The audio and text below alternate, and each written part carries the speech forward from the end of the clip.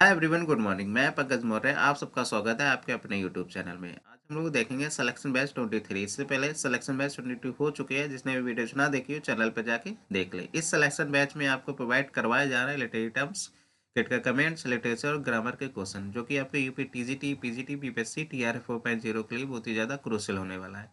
चलिए शुरू करते हैं आज का सेशन। Let's start.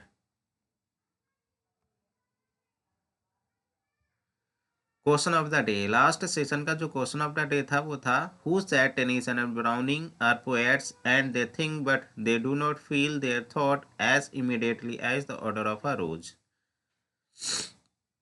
तो इसका करेक्ट आंसर हो जाएगा टी.एस. इलियट। टी.एस. इलियट कहते हैं Tennyson and Browning are poets and they think but they do not feel their thought as immediately as the odour of a rose. Question number 441. Was a group of British artists, writers, philosophers and intellectuals in the early 20th century? Option A, Bloomsbury Group. Option B, University Beats. Option C, Black Arts Movements. या option D none। एक प्रकार का group है British artist, writers और philosophers, intellectuals का, early 20 century में। किस group की बात हो रही है? तो इसका करेक्ट आंसर हो जाएगा option A, the Bloomsbury group. Explanation देखिए। The group was also known for its progressive views on feminism, pessimism और लिबरलिज्म। जो ब्लूम्सबरी ग्रुप है ये जाने जाते थे अपने प्रोग्रेसिव व्यूज के लिए जाने जाते थे, जो कि उन्होंने दिए थे फेमिनिज्म पर, पेसिमिज्म पर और लिबरलिज्म पर, यानी नारीवाद, शांतिवाद और उदारवाद पर इन्होंने अपने व्यूज रखे थे, इसलिए जाने जाते हैं। Bloomsbury Group is the name applied to an informal association of writers, artists, and intellectuals, many of whom lived in Bloomsbury, a residential district in central London. Central London में रेसिडेंशियल डिस्ट्रिक्ट है Bloomsbury में, वहाँ ये लोग रहते थे, इन Bloomsbury group के लोग। इसीलिए इनका नाम ब्लूम्सबरी ग्रुप रखा गया, क्योंकि ये ब्लूम्सबरी में रहते थे, जो कि रेसिडेंशियल डिस्ट्रिक्ट था इन सेंट्रल लंदन में। This group of friends began to meet around 1905 for conversation about the arts and issue in philosophy. इस ग्रुप के जो लोग थे वो मिलते थे अराउंड 1905, मतलब 1905 1905 के लगभग ये लोग मिलते थे, मीटिंग करते थे फॉर कन्वर्सेशन के लिए, about the arts and issue in philosophy, मतलब दर्शन के मुद्दे पर और कला पर ये कन्वर्सेशन वार्तालाप करते थे। तो इसके जो इम्पॉर्टेंट पॉइंट है कि इस ग्रुप के लोग फर्स्ट टाइम मिले 1905 में, कन्वर्सेशन करते थे arts and issue in philosophy, दर्शन के मुद्दे पर और कला के मुद्दे पर ये बातचीत करते थे लगभग 1905 के आसपास। ब्लूम्सबरी में रहते थे, जो कि रेसिडेंशियल डिस्ट्रिक्ट है इन सेंट्रल लंदन में। और इस ग्रुप के लोग हैं वो जाने जाते थे अपने प्रोग्रेसिव व्यूज़ के लिए, जो कि इन्होंने दिए थे फेमिनिज्म पर, पेसिमिज्म पर और लिबरलिज्म पर। ये कुछ इंपॉर्टेंट बात है, ये याद कर लीजिएगा। की members of the Bloomsbury group, Virginia Woolf और वेनेसा बेल, ये की मेंबर्स है ब्लूम्सबरी ग्रुप के। Question number 442। Who claim that Edmund Spenser died for want of bread? किसने कहा है, किसने दावा किया है कि एडमंड स्पेंसर रोटी के अभाव के कारण मर गए? किसने दावा किया है कि एडमंड स्पेंसर रोटी के अभाव के कारण मर गए? Option A, Ben Jonson, doctor Johnson, Arnold या none.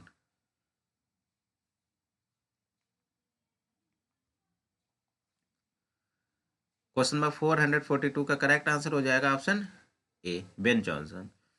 Ben Jonson claimed that Edmund Spenser died for want of bread, मतलब बेन जॉनसन ने कहा है कि एडमंड स्पेंसर रोटी के अभाव के कारण मरे हैं।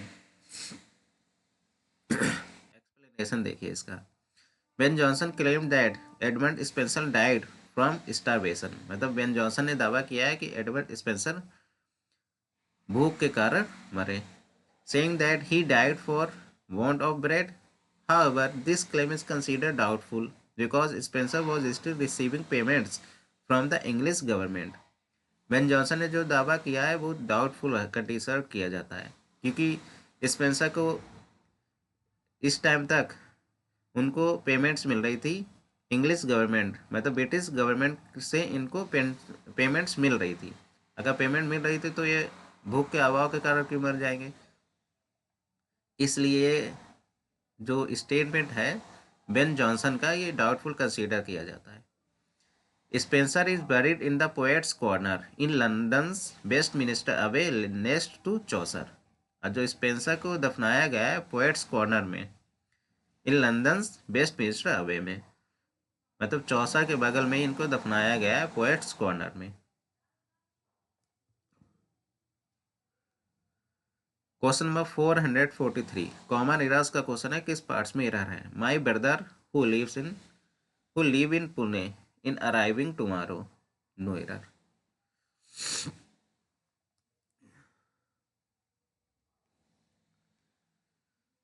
क्वेश्चन नंबर 443 का करेक्ट आंसर हो जाएगा option B, lives in place of live. जहाँ पे लीव है वहाँ पे लीव्स का यूज होगा। क्यों होगा, क्योंकि हु यहाँ पे रिलेटिव प्रोनाउन है। रिलेटिव प्रोनाउन से पहले जो आया माई ब्रदर, ये इसका एंटीसीडेंट है। और जो भी वर्ब यूज होती है वो रिलेटिव प्रोनाउन के एंटीसीडेंट के अकॉर्डिंग यूज होती है। अगर इसका एंटीसीडेंट सिंगुलर है तो वर्ब भी सिंगुलर आएगा। यहाँ पे माई ब्रदर सिंगुलर है इसलिए इसकी वर्ब आएगी वो सिंगुलर आएगी, इसलिए यहाँ पे लीव नहीं लीव्स हो जाएगा। My brother who lives in Pune is arriving tomorrow. My brother मेरा भाई जो रहता है पुणे में वो कल आ रहा है। Question number 444 then come kiss me sweet and 20 youth's stuff will not endure. किसकी लाइन है, कॉमेडी अबिटास की, मिडसमर नाइट ड्रीम की, ट्वेल्थ नाइट की, या नन।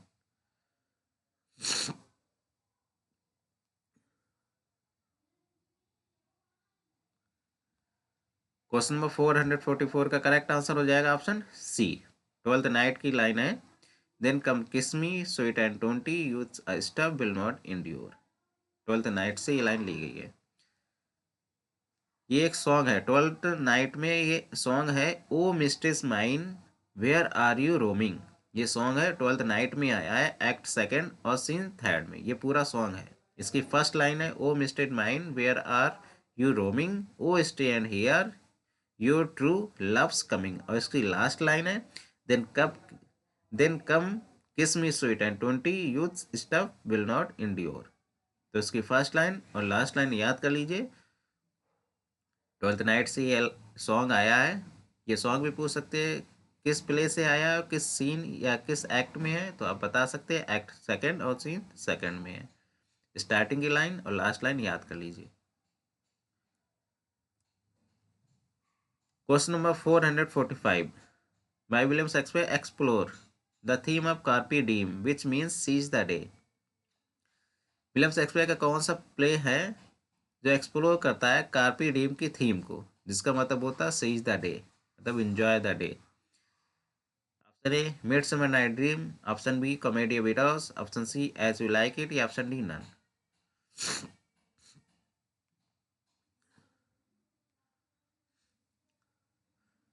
क्वेश्चन नंबर 445 का करेक्ट आंसर हो जाएगा option A, Midsummer night Dream. जो मिडसमर नाइट ड्रीम है इसकी जो थीम है वो कार्पी ड्रीम की थीम है, इसका मतलब होता है seize the day. Question number 446 William Shakespeare wrote the course of true love never did run smooth in this play. किस प्ले से ये लाइन ली गई है, किस प्ले में इन्होंने कहा है। मिडसमर नाइट ड्रीम में, कॉमेडी विरस में, एज यू लाइक इट में, या none.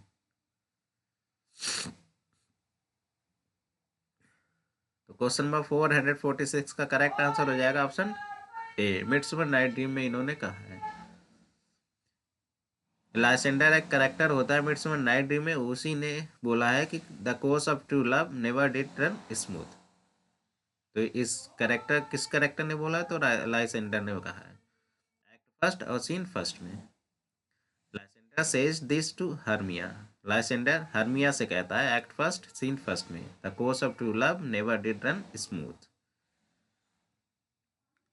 Question number 447 to square mistress is a metaphysical poem written by the English author and politician।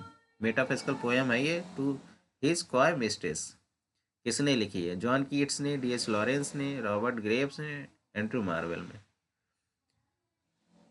तो मेटाफिजिकल पोएम यानी मेटाफिजिकल पोएम है तो मेटाफिजिकल पोएट नहीं लिखी है। आपको पता है कि मेटाफिजिकल पोएट कौन कौन से थे? अगर आपको ये जानते हैं तो आप इसका आंसर भी दे लेंगे। क्वेश्चन नंबर 447 का करेक्ट आंसर हो जाएगा ऑप्शन डी, एंड्रयू मार्वेल। ये एक मेटाफिजिकल पोएट भी है, इन्होंने ही लिखी है to his coy mistress. Question number 448 common errors का क्वेश्चन है, किस पार्ट्स में एरर है? The army marched fearless towards the enemy cantonment।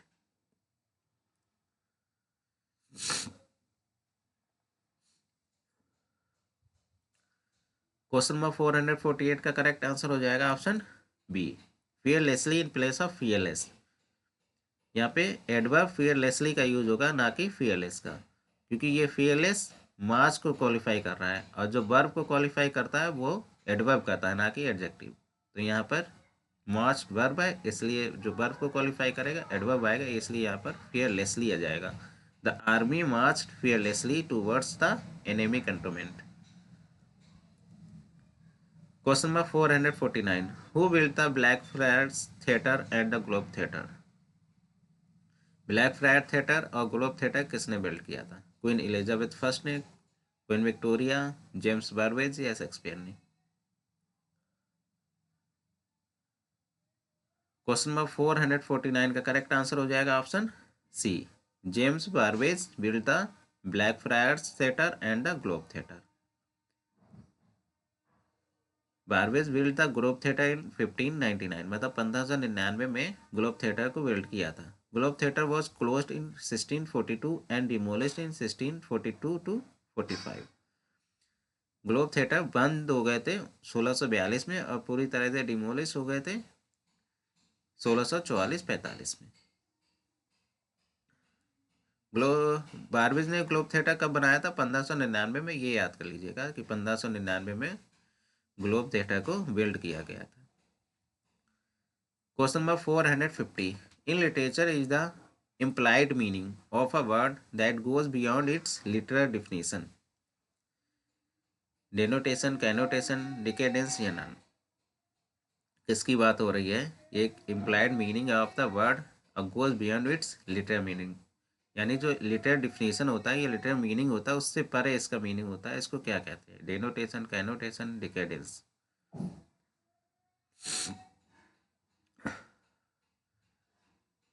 Question number 450 का करेक्ट आंसर हो जाएगा ऑप्शन बी, कैनोटेशन। डेनोटेशन को मैंने कल की क्लास में डिस्कस किया है, जिसने भी डेनोटेशन ना देखा हो कल की क्लास देख ले, उसमें डेनोटेशन आपको पता चल जाएगा। तो connotation in literature is the implied meaning of a word that goes beyond its literal definition. Explanation देखिए, connotation is the use of a word to suggest a different association than its literal meaning. Connotation होता है वो literal meaning से अलग होता है, मतलब ये इसका मीनिंग होता है वो सेकेंडरी होता है, प्राइमरी नहीं रहता है। प्राइमरी मीनिंग डेनोटेशन का रहता है और सेकेंडरी मीनिंग कैनोटेशन का रहता है, विच इज नोन एज डेनोटेशन। जिसका लिटरल मीनिंग होता है वो डेनोटेशन कहलाता है। For example, blue is a colour, blue एक कलर है तो ये डेनोटेशन है, ब्लू कलर है, डेनोटेशन प्राइमरी मीनिंग हो गया। But it is also a word use to describe a feeling of sadness, और यही ब्लू कलर है, ब्लू, और ब्लू डिस्क्राइब किया जाता है फीलिंग ऑफ सैडनेस के रूप में भी, इसलिए ये कैनोटेशन हो गया। मतलब इसका जो प्राइमरी मीनिंग से परे इसका मीनिंग निकल जाए वो कैनोटेशन है। Connotation can be either positive, negative और न्यूट्रल। कैनोटेशन पॉजिटिव भी हो सकता है, नेगेटिव भी हो सकता है और न्यूट्रल भी हो सकता है। तो primary meaning dictionary meaning denotation, secondary meaning connotation. The dog is thin, ये स्टेटमेंट है न्यूट्रल कैनोटेशन का, क्योंकि ये फैक्ट पर आधारित है इसलिए। Question number 451. The play was originally titled All is True, but the title was used when it was published। किसकी बात हो रही है? Henry eighth, Henry seven, Henry six या हेनरी फोर्थ? ये प्ले है जिसका ओरिजिनल टाइटल है ऑल इज ड्यू, परंतु जब इसको पब्लिश करवाया गया था तो इसका क्या टाइटल था? किस टाइटल से इसको पब्लिश करवाया गया था? इसका करेक्ट आंसर हो जाएगा ऑप्शन ए, हेनरी एर्थ के नाम से इसको पब्लिश करवाया गया था। मतलब हेनरी एर्थ का अदर टाइटल है all is due. Question number 452, a period of rapid growth and development from. William Shakespeare की बात हो रही है। विलियम शेक्सपियर का कौन से पीरियड की बात हो रही है जिस पीरियड को पीरियड ऑफ रैपिड ग्रोथ या डेवलपमेंट कहा गया है? 1595 से 1600, 1590 से 1595, 1600 से 1607 या नन? किस पीरियड में पीरियड ऑफ रैपिड ग्रोथ और डेवलपमेंट दिखता है? क्वेश्चन नंबर 452 का करेक्ट आंसर हो जाएगा ऑप्शन ए, 1595 से 1600 का जो पीरियड है, टाइम पीरियड है, वो पीरियड है रैपिड ग्रोथ का और डेवलपमेंट का। एक्सप्लेनेशन देखिए। The period of rapid growth and development in Shakespeare career in known as in the world और द पीरियड ऑफ ग्रोथ या डेवलपमेंट। ये जो पीरियड है 1595 से 1600 का, 1595-1600 का जो पीरियड है, इस पीरियड को इन द वर्ल्ड या the period of growth and development नाम से भी जानते हैं। This period was a time of great comedies and chronicle plays. इस पीरियड में लिखे गए कमेडीज और chronicle place.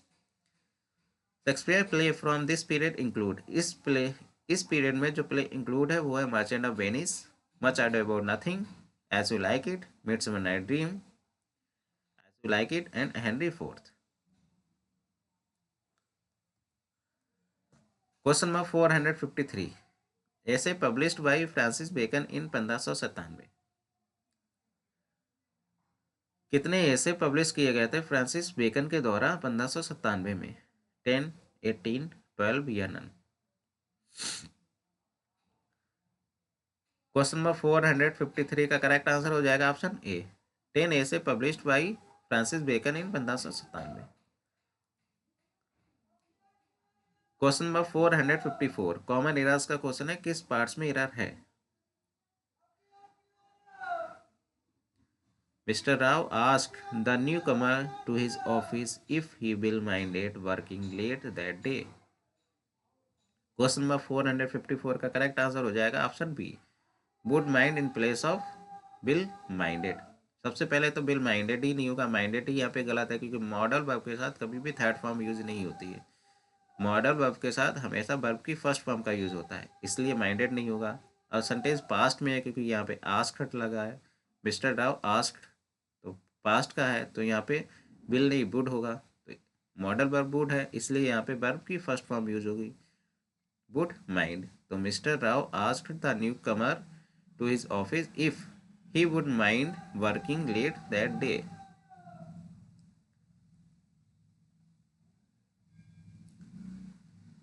Question number 455, it is the most insipid ridiculous play that ever I saw in my life। मैंने इतनी ridiculous play नहीं देखा अपनी लाइफ में, मैंने कभी भी अपनी लाइफ में इतना इंसिपिड रेडिकुलस प्ले नहीं देखा है। मिडसमर नाइट ड्रीम को लेकर इन्होंने कहा है। किसने कहा है? रॉबर्ट ब्राउनिंग ने, सैमुअल जॉनसन ने, सैमुअल पेपीज या विलियम वर्ड्सवर्थ ने? क्वेश्चन नंबर 445 का करेक्ट आंसर हो जाएगा ऑप्शन सी, सैमुअल पेपीज।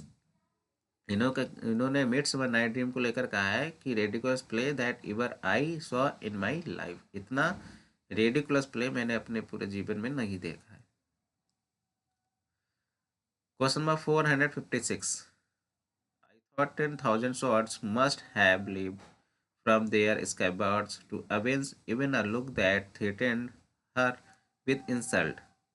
इसमें आपको बतानी है कि फिगर ऑफ स्पीच कौन सी है, अपोस्ट्रोफी है, हाइपरबोली है, एंटी क्लाइमैक्स है, मेटोनमी है।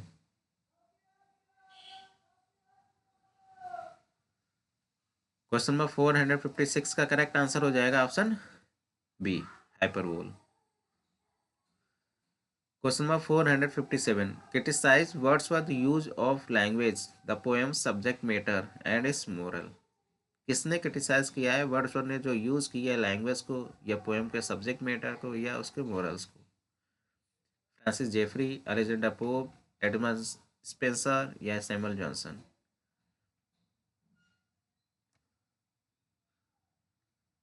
क्वेश्चन नंबर 457 का करेक्ट आंसर हो जाएगा ऑप्शन ए, फ्रांसिस जेफरी ने क्रिटिसाइज किया है वर्ड्सवर्थ ने जो लैंग्वेज यूज की है उसको और उनकी पोएम के सब्जेक्ट मैटर को और उनके मोरल्स को।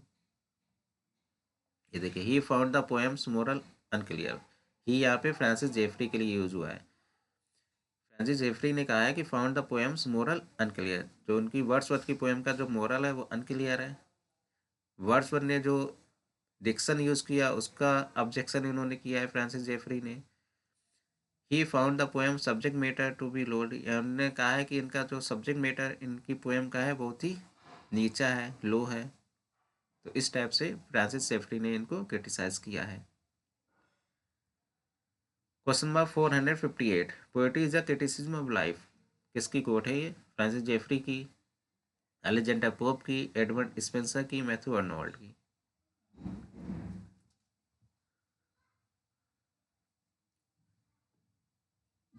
क्वेश्चन नंबर 458 का करेक्ट आंसर हो जाएगा ऑप्शन डी। मैथ्यू अर्नोल्ड ने कहा है poetry is a criticism of life. Question number 459, 459 में फिगर ऑफ स्पीच बतानी है, कौन सी फिगर ऑफ स्पीच है? अपोस्ट्रोफी है, हाइपरबोली है, एंटी क्लाइमैक्स है, मेटोनमी है। O solitude where are the charms their sages have seen in the face. Question number 459 का करेक्ट आंसर हो जाएगा option A, apostrophe. Question number 460, common errors का question है, किस पार्ट्स में एरर है?